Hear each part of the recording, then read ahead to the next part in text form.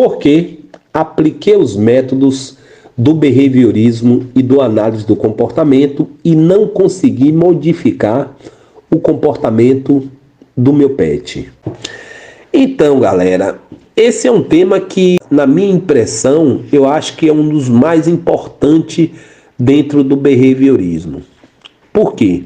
Porque quando o experimentador traz um questionamento como esse, é plausível de uma reflexão.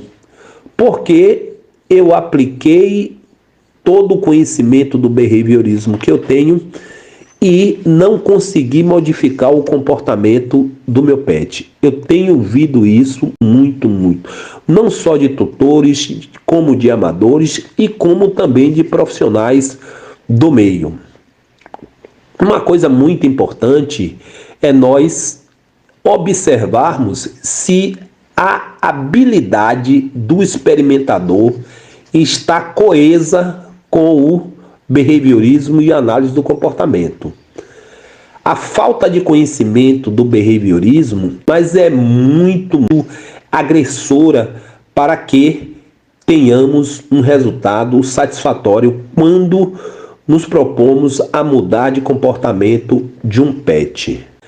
O método incompatível com a espécie em questão é um dos mais gritantes.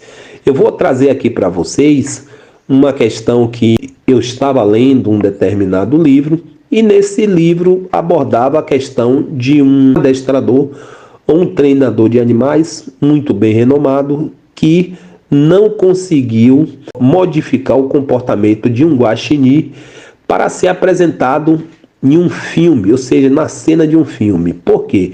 O que era que esse guaxinim deveria fazer? Era tampar uma lata de um determinado alimento. Só que esse guaxinim, ao ele pegar essa tampa, ele começava a morder.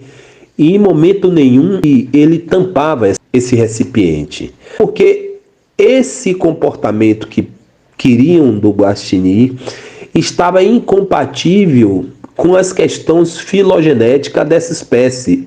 Esse animal, ele tinha como prioridade filogenética, ou seja, que já era inerente daquela espécie ter aquele comportamento que antes dele realizar o comportamento que o experimentador queria, ele manifestava o comportamento da espécie. Por que eu quero trazer isso para vocês? Porque dentro do análise do comportamento, com base filosófica do behaviorismo, o experimentador ele tem a capacidade de prevenção, modificação e compreensão do comportamento das espécies. Mas antes de qualquer coisa, ele precisa de um conhecimento comportamental e filogenético daquela espécie da qual ele se propõe a trabalhar. Porque se ele não consegue ter esse devido conhecimento do comportamento filogenético daquela espécie que ele está trabalhando, certamente ele vai de encontro a um dos fatores mais sérios para que ele não tenha sucesso no seu trabalho, que é a aplicabilidade de modificação de comportamento que está incompatível com a espécie em questão, ou seja, com a espécie que ele está trabalhando. Voltando cá ainda para essa linha de raciocínio, vamos pensar que nós tenhamos um golfinho e esse golfinho é extremamente adestrado. Ele pula em arco, ele nada para trás, ele dá salto, ele dá cambalhota, ele faz tudo isso na piscina A. Só que esse experimentador, ele quer que o animal faça isso também na piscina B, que ele já idealizou um número onde o golfinho vai sair da piscina A para a piscina B. Mas a distância que separa a piscina A da piscina B são 10 metros de terra. Quando ele coloca isso no seu plano de treinamento e de apresentação, ele é barrado porque o golfinho não vai conseguir sair da piscina A para a piscina B percorrendo esses 10 metros de terra. Eu fiz essa analogia bem grotesca dessa forma para vocês entenderem que tudo que tiver incompatível com a filogenética da espécie, tanto com a sua capacidade corporal, anatômica, o behaviorismo não vai conseguir fazer nada.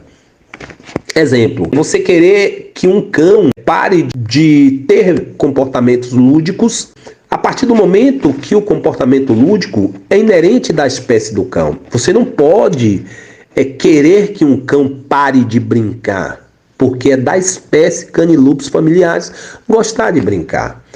Então, dessa forma, quando você quer fazer essa mudança de comportamento, ela fica incompatível filogeneticamente com aquela espécie. Então, tem coisas que nós não conseguimos. É por isso que tem muitas intervenções frustradas, porque precisamos entender se aquilo está de acordo com aquela espécie.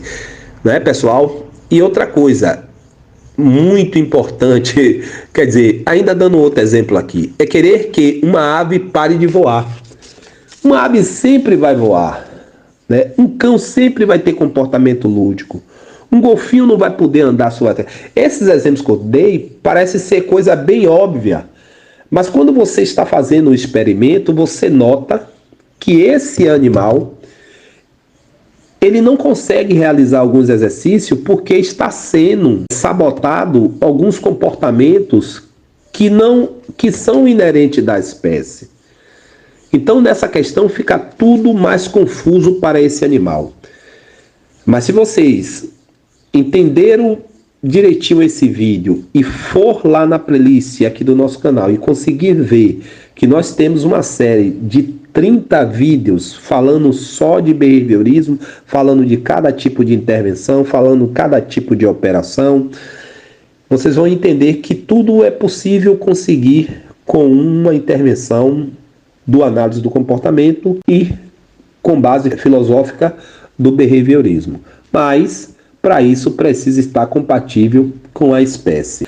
Existe uma compreensão que nós achamos que o cão tem uma capacidade humana e muitas vezes vai totalmente de encontro àquilo que é da espécie do cão.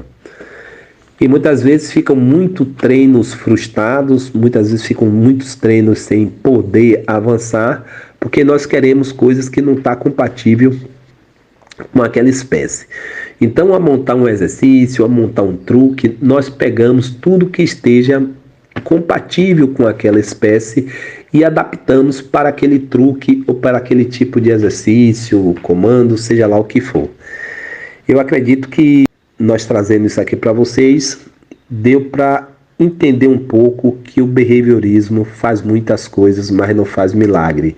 Precisa de um fim por parte do experimentador, compreender não só as questões filosóficas do behaviorismo e como as técnicas de intervenção da análise do comportamento, como também ele precisa entender mais um pouco quais são as questões compatíveis com a espécie e as que não são compatíveis com a espécie na qual ele esteja trabalhando, para daí ele conseguir fazer uma prevenção, uma modificação e compreender melhor qual tipo de intervenção ele vai fazer com o seu animal.